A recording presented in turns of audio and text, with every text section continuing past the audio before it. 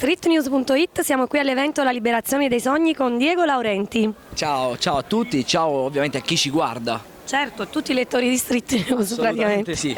Benissimo. Sta ridendo perché aveva paura di sbagliare il mio cognome. Sì, lo perché diciamo. tu già mi hai indirizzato. Esatto, perché molti dicono Diego De Laurentiis, invece no. Laurenti, Esatto. abbiamo detto bene. E allora i tuoi sogni si stanno realizzando, sono realizzati? Il tema di oggi sono i sogni.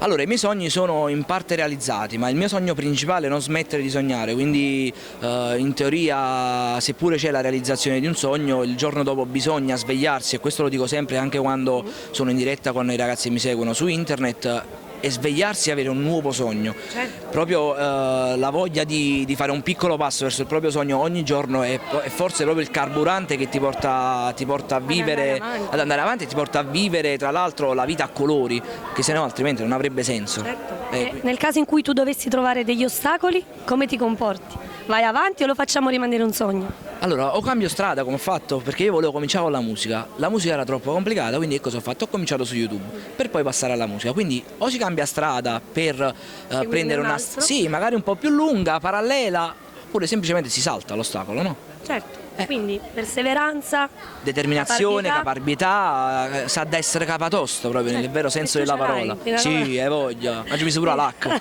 Ok, facciamo un saluto a tutti i lettori di Street News allora. Assolutamente, un saluto a tutti i lettori di Street News, ciao! Grazie, a ciao!